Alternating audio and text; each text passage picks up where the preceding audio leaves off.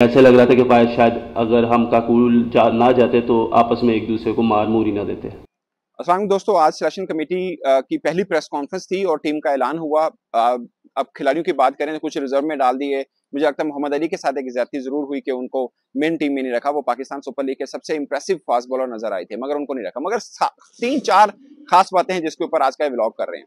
एक ये कि वहाब रियाज ने बहुत एक सख्त किस्म का रिस्पॉन्स दिया रमीज राजा को कि उन्होंने मोहम्मद आमिर के बारे में जो कहा, और दूसरा पाकिस्तान टीम में दो बड़ों की लड़ाई है या नहीं है, मतलब शाहीन अफरीदी और बाबर आजम के बीच क्या कोई झगड़ा है या नहीं, इसके ऊपर भी वहाब रियाज बोले। और सबसे खास बात कि उनसे सवाल ये भी हुआ कि आप पहले बाबर आजम के खिलाफ थे और रजाक भी खिलाफ थे, तो अब जाकर आप कैसे उनकी हमायत के लिए आए हैं। तो इनके मैं आपको छोटे छोटे इंटरव्यूज जो क्लिप हैं वीडियो के वो भी दिखाऊंगा कि इन्होंने क्या आंसर किया, खासकर अब्दुल रजाक का भी दिखाऊंगा। मगर सबसे पहले अहम चीज कि रमीज राजा ने, आपको याद है कि उन्होंने बोला था कि अगर मेरा बेटा भी ऐसा करता जैसे मोहम्मद आमिर ने किया तो मैं उसे आग कर देता, यानी मैं उससे अपना तमाम वास्ता, अपना तमाम रिश्ता खत्म कर देता। ये सवाल हुआ वहाब रियाज से कि आप इस पर क्या रिस्पॉन्ड करेंगे। तो उस पर वहाब रियाज ने कहा कि ये बहुत ही सख्त स्टेटमेंट है।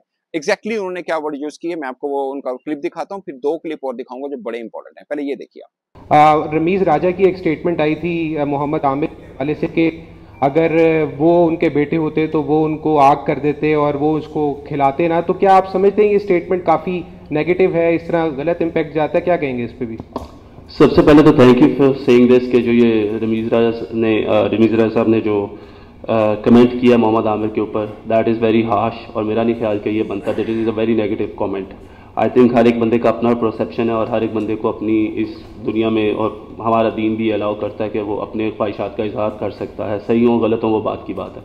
So I think that was a very negative comment. ऐसे उनका है, सोच ही उन तक रहेगी। दोस्तों।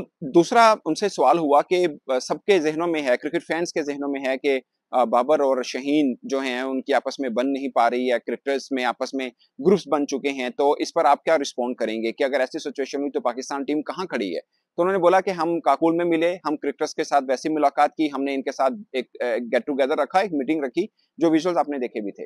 तो हमने एक चीज ऑब्जर्व की कि पाकिस्तानी क्रिकेटर्स जैसा पहले थे एग्जैक्टली अब वैसा है। ये उनकी एक स्टेटमेंट है, जाहिर है बीइंग सिलेक्टर या चीफ सेलेक्टर आप कह लें, वो एक ऐसी ही डिप्लोमेटिक स्टेटमेंट जो है उनकी तरफ से ही एक्सपेक्टेड थी, उनको ऐसा ही देना चाहिए था। तो उन्होंने बोला कि कोई बीच में दरार नहीं है, सब खिलाड़ी एक हैं और सबको पता होना चाहिए कि वो पाकिस्तान के लिए खेल रही हैं। उनकी स्टेटमेंट एग्जैक्टली क्या थी मैं आपको दिखाता हूँ, और फिर इसके बाद हम आगे एक बात करते हैं और एक खास वीडियो क्लिप है जो मैं आपको दिखाऊंगा। आजम और इन दोनों के दरमियान कुछ ग्रुपिंग बन रही है, तो इस सिलसिले में थोड़ी सी वजाहत चाह रहा था कि क्या प्लेयर्स एक दूसरे को सपोर्ट कर रहे हैं, कैंप के अंदर आपने कैसा माहौल देखा है? इधर इतनी ज़्यादा स्पेकुलेशन हो जाती है, चीज़ों को ख़राब करने वाले हम लोग ही होते हैं। जब तक चीज़ें क्लियर नहीं हो रही थी तो मीडिया में इतनी ज़्यादा, और सोशल मीडिया आजकल इतना एक्टिव है कि वो इतनी ज़्यादा बातें कर रहा था कि ऐसे लग रहा था कि शायद अगर हम काकुल ना जाते तो आपस में एक दूसरे को मार मूर ही ना देते। तो उसका जवाब ये है कि जब हम गए तो हमने देखा कि इससे अच्छा माहौल हमने नहीं देखा। लड़के बहुत ज़्यादा यूनाइटेड थे।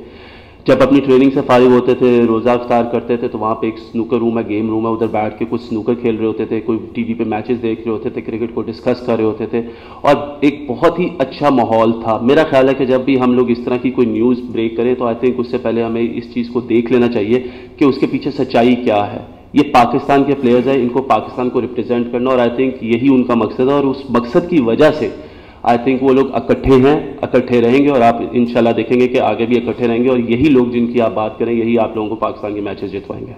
तो सर ये वहाबराज की का जवाब था टीम में ग्रुपिंग के हवाले से, जो मुझे लगता है कि एक ऑफिशियल स्टेटमेंट जरूर है, मगर इसमें आप दोनों एक्सपेक्ट देख सकते हैं कि जैसे रिस्पांस काकुल से आता रहे, खासकर शहीन, और शहीन का एक इंस्टाग्राम के ऊपर स्टोरी डाल देना और अपने दिल का इजहार कर देना जो उन्होंने सख्त अल्फाजों में किया, दूसरा कैंप से 2 रोज पहले चले जाना, ये सब उस तरफ को कर रहे हैं, इशारे कर रहे हैं कि शहीन के दिल में कुछ गम जरूर है, वो हर्ट जरूर है। और सबसे खास बात, अगर क्रिकेट बोर्ड ये सोच रहा है कि नहीं सब टीम एक बनकर खेलें, तो क्रिकेट बोर्ड ने अपने तय शहीन की इस के हर्ट को कम करने के लिए कोई स्टेप नहीं किया, ना ही उनसे कोई मुलाकात की, ना चीफ सेलेक्टर ने की, ना सिलेक्शन कमेटी ने की, ना क्रिकेट बोर्ड के चेयरमैन ने, ना बाबर आजम उनके साथ मिले।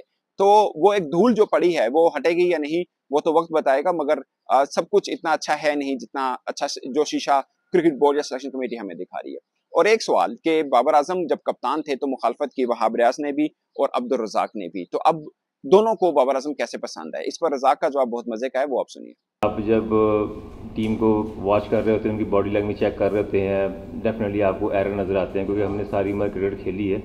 और जब मुझे ये अपॉर्चुनिटी मिली जॉब की और हमने एक इंसाफ करना था, डिसीजन ऐसा डिसीजन लेना था जिससे एक जस्टिस हो सबके लिए, तो हमने जो डिसीजन लिया उसमें बाबर सरफराज थे उस वक्त, टीवी पे बैठे हुए थे। और एक सोच होती है जब आपको एक रिस्पॉन्सिबिलिटी मिलती है तो आपने एक इंसाफ करना होता है। तो मैं समझता हूँ जब हम आए यहाँ पे तो बेस्ट चॉइस जो हमें नजर आई बाबर आजम की नजर आई। तो दोस्तों ये था जो क्रैक्स था इस सेशन कमेटी के आज की प्रेस कॉन्फ्रेंस में।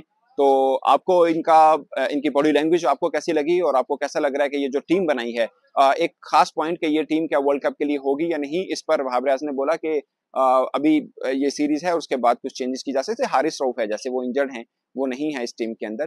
तो उन्होंने बोला कि वैसे तो हमने 18-20 तक लड़के इसमें एडजस्ट करनी है, इसमें से ही चुने जाएंगे, मगर इस सीरीज के बाद इसको देखा जाएगा। लाइक अभी टाइम पड़ा है वर्ल्ड कप के लिए, तो इसको वर्ल्ड कप की टीम बिल्कुल ना समझेगा। तो दोस्तों मेरी तरफ से अब तक के लिए इतना ही, इजाजत दीजिए, अल्लाह हाफिज।